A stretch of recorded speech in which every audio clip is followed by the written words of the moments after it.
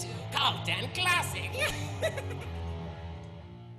Welcome, friends and fiends of the pod, to a mini episode of Cult and Classic podcast. Super excited for this one. We are going to talk to Michael Monson, founder of GRIZZLY Pulp Publications. GRIZZLY Pulp Press, super fantastic new independent press, and I'm very happy to have gotten an advanced copy of the first release, but we're going to talk about that in a second. I want to introduce Michael. Thank you so much for being here. It is my pleasure, Nate. Absolutely my pleasure. So first, I want to talk a little bit about GRIZZLY Pulp itself. This is brand new, and you've got this first book coming out. And for our Patreons, you can see the cover. I've got, where have I got it here? Got it here, Nympho Lodge, which is a Jack Lynn novel, and it's got this awesome dust cover as well. And so Nympho Lodge, written by Jack Lynn, and it was published in 19... Looks like we had a break. Oh, gotcha. That happens occasionally. Tech issues.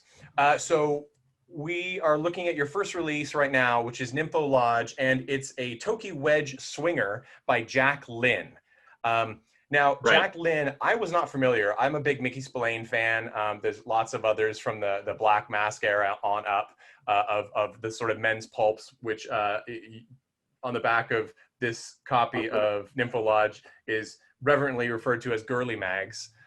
Black Mask was so much, but the Men's Life, Men's Adventure, Stag, right. All those awesome publications that cult fiends like us enjoy. Now, tell us a little about Jack Lynn and why you guys started with the Tokey Wedge series. Well, Jack Lynn started off, here you go, where you could be able to find the original Tokey Wedge would be in these magazines right here. The Men's Digest. That is kind of where they got, Men's Digest is where it started. And that was all part of basically Allied Publishing.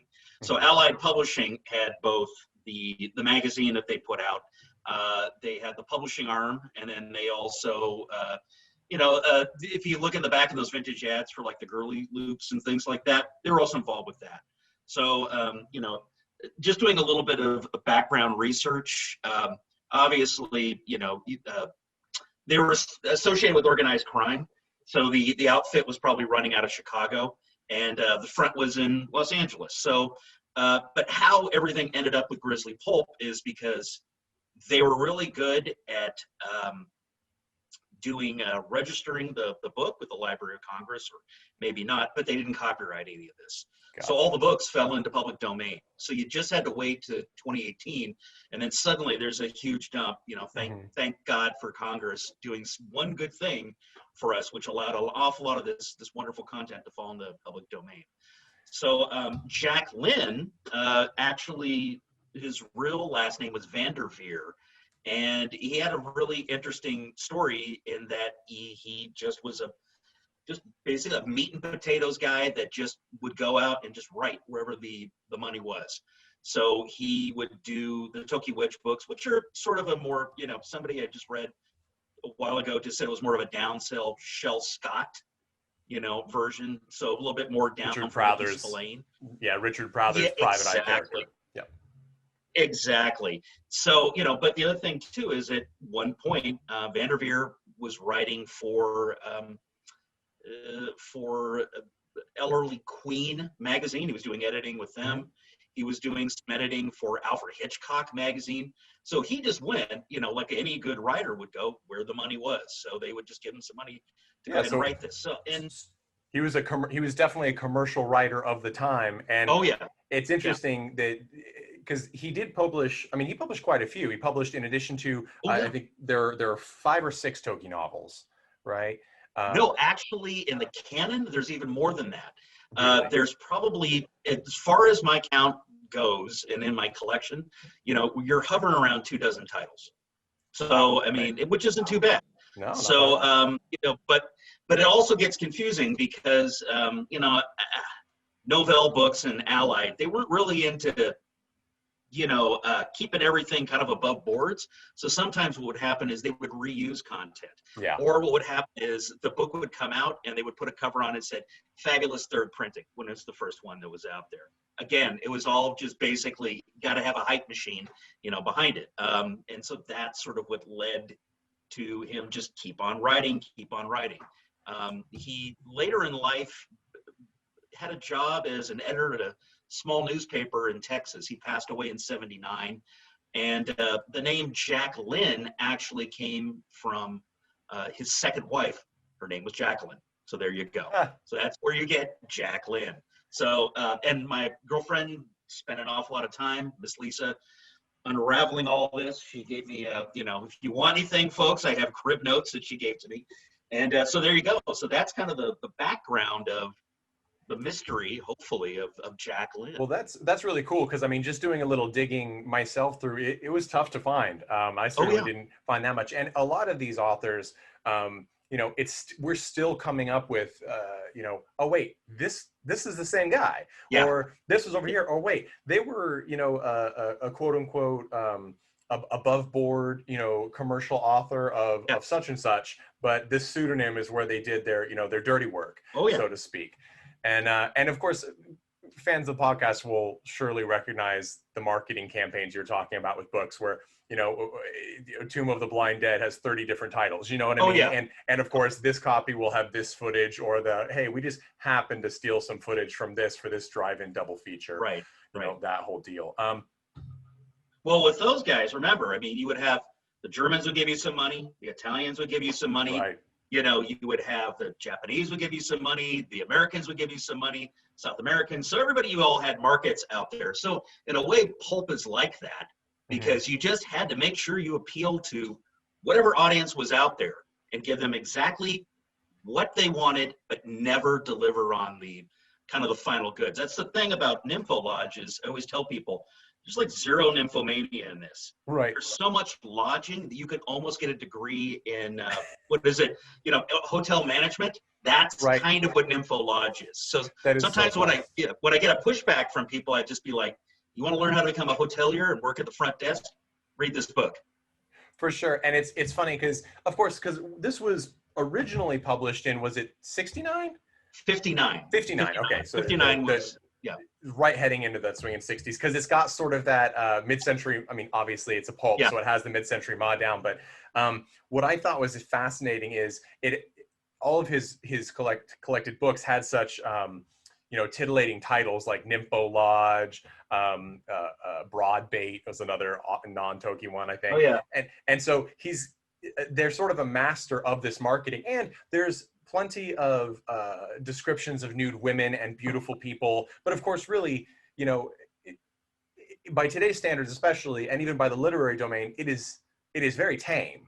But for the kind of the lurid private eye vibe, this is a really nice delving into a different aspect of California, Southern California vibe, or actually Northern California, because I know that it's question of whether he was the Bay Area or where exactly, you know, Tokey took place. Tokey Wedge is an everyman.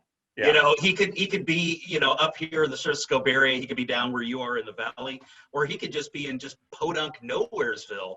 And that was the beauty of pulp books, is that if you could be able to find somebody to carry this, you get carried away to maybe an exotic location.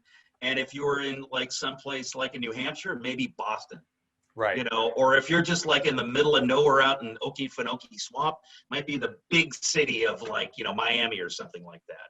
So, but touching base, yeah, you're correct, because I mean, you know, these books would have these wonderful titles on the front, great artwork. It's difficult for me to figure out who the artists are, and then on the back of it, you would just have wonderful ad copy, and you know, so it's trying to take a little bit of that and then just move it in the future. The artist who did our first 6 books is Jim Silk, and Jim Silk is my uncle. So I'm very fortunate because Jim sort of, as a teenager, sort of indoctrinated me into this. So I was always referred to as his beatnik nephew. So I took that as, you know, as an ultimate compliment. So there you go. Well, and I'm glad you touched on that, because Jim's artwork is really phenomenal. It's got this, for our cult movie poster lovers, it has a very like European, Italian Gallo kind of vibe. Really fantastic. And I'm excited to hear that he's doing all 6 of the first releases. because I gotta say too, just from a product placement situation, and guys, remember, you can join our Patreon for as little as $1 a month at patreon.com/cultandclassicpodcast, where you can see a video and you can see the Nympho Lodge cover. The spine work is great, and it has this really cool. So anyone who's picked up like a Stag magazine or the Men's Digest or something, it's a fantastically fun thing to flip through. The kitsch is there, the sex appeal is there in a very, 50s, 60s, sense. But especially right now, I mean, I'm in Palm Springs, so those things are everywhere, and I pick up as many as I can. That paper is not archival, right? That paper is often disintegrating into pulp as you read it. And so to have this kind of re-release where it feels like the original, it feels like something new, and it's completely 100% contemporary in its packaging and its readability is so nice. Because as you said, a huge amount of this kind of stuff is now public domain. So with digging, maybe you could find something online, but there's nothing like having this physical copy, physical media in hand. And you guys did a fantastic job of, like I said, the dust cover is cool. It's this really cool paperback size with a dust cover. And you guys obviously sent me some awesome swag as well. So I have to well, and then beyond that too, I think we're the only pulp publisher out there that is actually using pulp. Yeah, exactly. Yeah, we use actual pulp. So, and which is a story within itself, because, when my publisher Daniel and I, were cooking up ideas, one of the things that we just kept on saying is, let's just use pulp. Nobody else is doing that. Come to find out that the one place that, or the individuals that make it, are people that make voter pamphlets. So the first person that I reached out to, I just said, hey, I'd love to do this because I know you just got, hundreds and hundreds of feet of this sitting around. It's not doing anything until you have an election coming up. Maybe you have like a special election. So yeah, you're talking twice a year, 3 if you're really lucky. And the first person said, no, I can't do Nympho Lodge. I'm gonna lose, the contract that I have if I do that. So I was like, all right, fine, okay. And then the second person that I reached out to said, oh no, we don't do pornography. So again, and I would just to tell everybody, there is no pornography in this. Again, you could be able to get a job working at a hotel front desk, It's so funny because especially people who aren't familiar with the genre, that is what they might think. It's got a sexy cover, Nympho Lodge, and I mean, like you said, there are no nymphomaniacs really in this. But Lynn uses the phrase several times because like everything about Tokey Wedge and his adventure in this novel and others is he's ramped up that titillation factor as high as possible. And for lovers of, like I said, Mickey Splain, Mike Hammer, that sort of thing, there's violence, there is detective work, there's legitimate detective work. There are characters that come and go. There's twist deaths. It's a fascinating read. And it's one of those that I was like, well, my first question that I wrote down for you was, when's the next one coming out? Well, the next one that's going to be coming out is all based upon, and to the great followers of Cult and Classic Podcast, you know what? My Patreon is you going out and buying a book from me at GRIZZLYPULP.com. And but the good thing is, we're a small publisher. I mean, I have a great editor. I have a great designer. I have somebody that is behind me that is willing to publish these books. And we know what our break even is. And I can't really imagine too many small pubs know about this in their day and age. So if we could be able to sell over 780 copies of this book, we know we've broken even. And at that point, then I'll move forward with the second book, third, fourth, fifth, and sixth. In addition to that, too, also, we have some other books that are going to be reprinted in the future, and it's going to be science fiction and fantasy. And so, again, this is just sort of the original concept that we had was, you saw from the shot glass there, was, I realized I went to wholesalers and they just didn't have any interest. I went to independent bookstores, they didn't have any interest. I went to other people that I knew that were in the trade, and they didn't really seem to grab them by the short hairs. So that's the other reason why we have the black slip cover on it, is because if they were concerned about the content, go ahead. We can just go ahead and put it on over the top of it. So it's like a sleeve. There you go. So, so Dan and I got together and we thought, okay, well, you know what? Since we're a small pub, we can make our own rules. How about this? We're just going to go ahead and just sell our books at dive bars. We'll set up events at dive bars, and we'll go ahead and sell the book there. People come in, they could be able to read it. One of the ideas that we had was with the shot glasses, you come up with a Tokey Wedge drink. You can call it the Tokey whatever, and then the bar would just basically get a cut of the action for it. Later today, I'm going to be going off to a local bar, and I'm going to be talking to them. Again, you know, book selling, especially now in the age of COVID, it's just not Amazon. We also realized that Amazon is just, it's a dead end because they take, you know, close to 55%.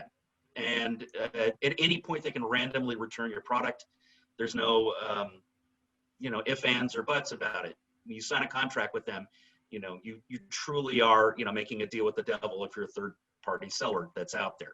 And the easiest way for us to get our product is just directly using our Instagram feed, which is Grizzly Pulp at Instagram, and then grizzlypulp.com. And at that point, you're going to be interacting with me, whether you like it or not, and it's going to be a personal touch. So that's what, you know, how we can be able to kind of move the product along. Yeah, and I got to say, I mean, your speed was crazy. I reached out and I was like, hey, we'd like to do a bit on this. And that day, within minutes, I had confirmation that went out. So, and I got to say too, listeners, when I got this package, I was surprised because it was the same level of joy and elation when you order your SVHS copy direct from, you know, Spokane, Washington of like Spare Parts Trilogy or whatever the case is. When you're interacting with the people who care about it, as you said, we all have used Amazon. We all use Amazon. But there's a reason why small creative industries are not using Amazon, because it's for the reseller who gets it elsewhere at below cost. So when you're talking about picking up a copy from the filmmakers or the bookmakers, that's when you're really supporting the community and you're allowing us to put out more content. So, and I think, you know, our listeners, you're fantastic. You know this stuff. The great thing about this too is you guys are really affordable. I mean, I think what you're $9.95. $9.99. You know, $9.95. There was a debate between the two. I always like $9.99, even though it's $9.95. So we're just giving you the 4 cents for free. There you go. It's awesome, and it's totally worth it. And you know, this is the kind of read that obviously we can't do a lot right now. But if you want to take a little vacation from your doldrum life, get an Info Lodge because I want the next book and I want it in this format because it looks great on the shelf. Now, when you talked about other things that, you know, in the future after growth and things that you want to put out, science fiction, fantasy, is there anything you can give us in line for what your first goal, your idea of a first goal would be?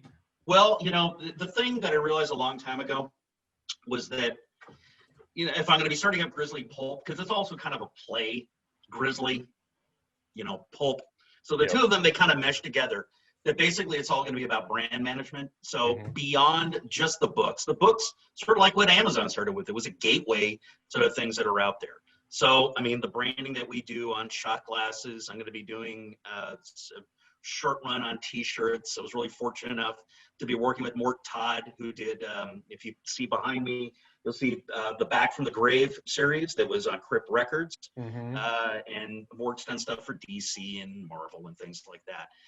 And so the whole thing is about branding because, you know, within these stories of Tokey Wedge, there is something that's out there that if someone wanted to do a short run series or they wanted to do something, you know, like on Adult Swim using, I don't know, Legos or something like that, there's enough content inside of here because it's just that goofy and it's that fun. And so again, I mean, there's an awful lot of publishers are out there that just go, okay, I just want to stick with books. But I just realized a long time ago, especially after being in the trade for a long time, is that, you know, brand management is key. And so this is just basically kind of an introduction to what we want to do. And under COVID, it has been both a blessing and a curse. It's a blurse, if you will, because, you know, this means that we can be able to kind of reset. And since we're so small, we can move on the fly. So if we find that you know, we're using Instagram right now, and we have models that are out there and girls that are constantly promoting it, you know. But if we find that we're not necessarily working, we can turn on a dime very quickly. And again, you know, it's through the help of people like yourself at podcasts that we're able to broadcast and get out there, through blogs and things like that. Again, you know, this is going to be a bit of a trial and error, because I decided to start something up at possibly the worst time.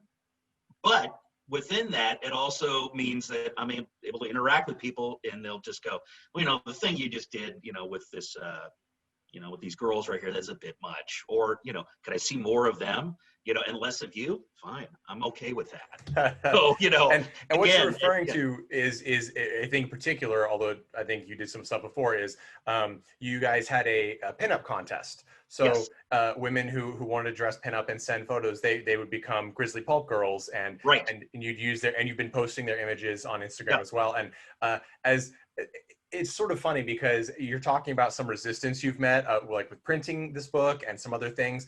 It is funny because as someone like our listeners who sort of live and breathe this retro exploitative, yet sort of also not threatening because it's so goofy vibe, that's right up our alley. And I love it. And also, I think from a consumer, but also a creator standpoint, like you said, it's a hard time, but that kind of thing builds a community that really makes sense. And it gives us something to do, not just to enjoy other people's creations, but to create ourselves. Because so many people, I mean, Palm Springs, you know, 76% of the population where I am is over the age of extreme risk for COVID. You know, they're older. So it's like, well, sorry. We're shut up, right? Like, we're in here, we're tight. So everything that we can find that's new, that we can support, that we can become an interactive part of the community with, like small press, like small release films, like making our own film, you know, that sort of thing is really fantastic. And that's what drew me when I saw Grizzly Pulp. So I'm looking forward to that, as you said, expanding and finding new ways to do that. And again, I urge you guys to check out GRIZZLYPULP.com and Grizzly Pulp on Instagram is at Grizzly Pulp, and that's Grizzly as in the bear. That's right. I'd like to add just real quick. Yeah. You know what? When I started this up, I always wanted to just Grizzly Pulp be known as a progressive purveyor of smut. Okay, that was my first one. And years ago, you know, there's people that, if I could just touch back, there's people that passed away, they're no longer with us, that had a hand in this. One of them would be Billy Miller from Kicks and from Norton Records, who, you know, years ago, I told him, you know, what do you want to do? Well, you know what, I want to be like the Russ Meyer Pulp books. He didn't shit on that. So, and then Michael from Up at Something Weird Video was another guy that was years ago that, you know, I knew him when he used to manage the Dead Kennedys. And so I just remember telling him, I really like pulp books. I mean, one of these days I want to write a pulp book or do something like that. He didn't crap on that idea. And another person I was really fortunate enough to have met that really had a huge influence on me was Lex Interior from the Cramps. I would have probably not known an awful lot about now what's viewed as trash culture if it wasn't through that man's filter. And just the interaction that I had with him twice, you know, both times I would just tell him, this is kind of what I want to do. I mean, you know, I want to be like Russ Meyer, except I want to be a writer. I don't know exactly how I'm going to be able to do that. And here I am at 55, and I finally am, you know, seeing my goals come to fruition. So I'm very fortunate in that sense. Well, and that's awesome. And I like that you've mentioned it. We talked about this off air before. Music is just one, it's really, and we do this when we review films here on Cult and Classic Podcast. Our listeners will either be excited or get tired of our talk about soundtracks. But music, pulp fiction, and film really does tie together. And it's sort of a renaissance where I think we're again realizing, as people that are enjoying these things that sort of had a lag period where they weren't produced as much or they weren't produced at all, depending on where you were looking, to now we're realizing, oh wait, I'm looking at the band member and thinking, oh, I am you. And they're looking at the filmmaker and going, I'm you too. And everyone is collaborating. And it's really, I've seen it in all sorts of communities. You've seen it heavily in out here in the drag community. You know, we see this crossover, and it really just makes for the best, coolest stuff. And it's nice that I feel that there's more of a connection and more of a knowledge with that. And I think social media has a big part of that, because we get to see other people's things every day.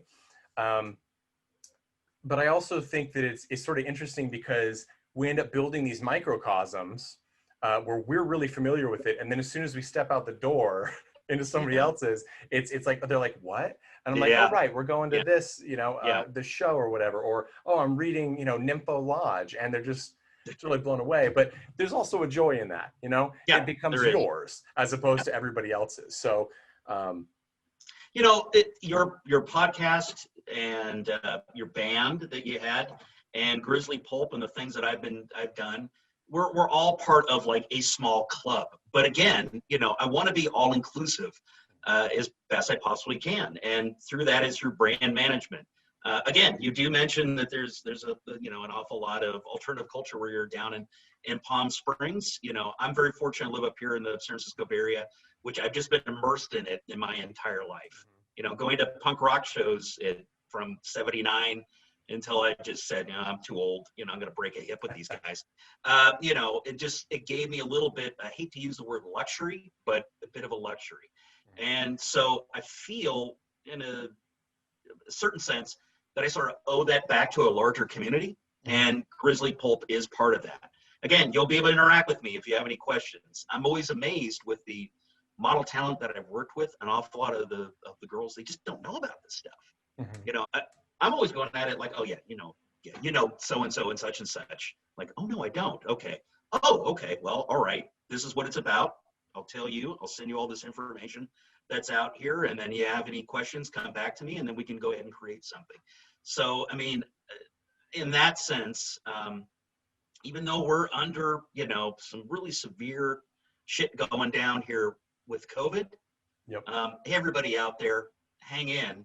And beyond that too, buy something from Grizzly Pulp, and we'll get through this.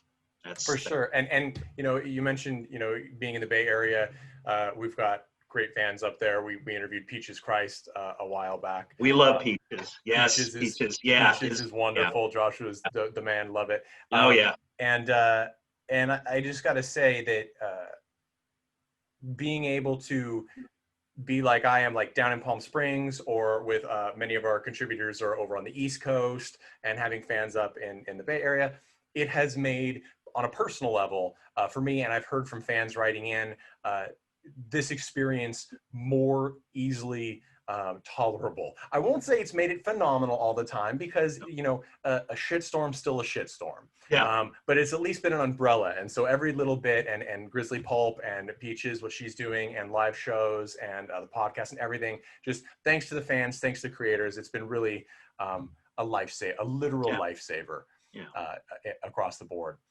Now, before we wrap up here, I want to say that some of you listeners might know my first publication in fiction was actually pulp stories. I wrote several pulp stories across the board, and it is still my true love. And I used to get into my master's program, which I was very grateful and absolutely loved. I used a hard-boiled detectives novel manuscript that I'd written, selections, and I got rejected the first time, but then they had an open slot. And the reason I got the answer I got from my rejection, I won't say which author, she's a wonderful person, was using this as your entrance for the program would be disrespectful to the other applicants.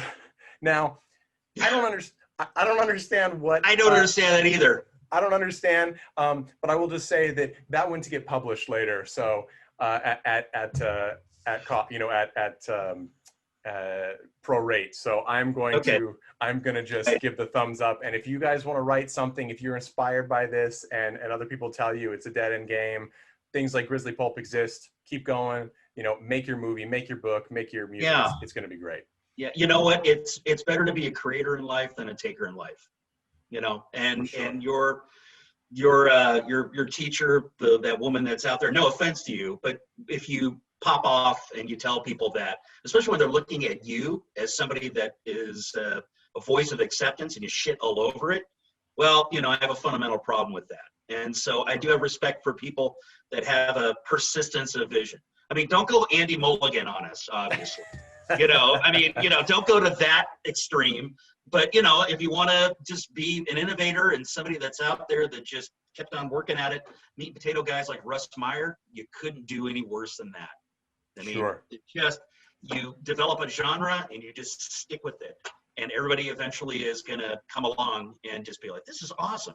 They're going to tell their friends, and just like the commercial, they'll tell 2 friends, and so on and so on and so on. Absolutely. So with that, encouraging words for all you creators out there and consumers, because I think as creators, we probably are the greatest consumers as well, because I can see your awesome office, and I know that off camera the amount of insane, every day I bring home more stuff that my wife cringes at. And she knows that I love it. So thank you guys so much. Thank you, Michael Monson from Grizzly Pulp, for being on here. Check out Nympho Lodge. Get a copy from grizzlypulp.com. Message Michael at Grizzly Pulp on Instagram. And thank you guys so much again. Check out our Patreon at patreon.com/CultonClassicPodcast. And to play us out, as always, is The Chud with All About Evil.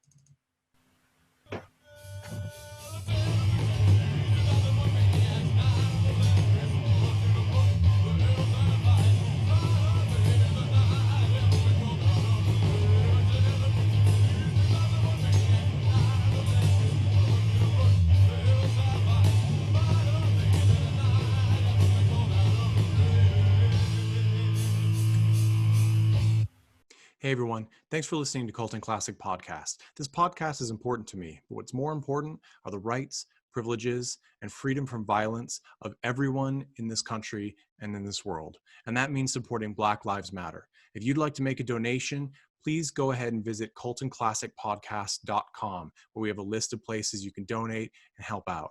And please stay safe.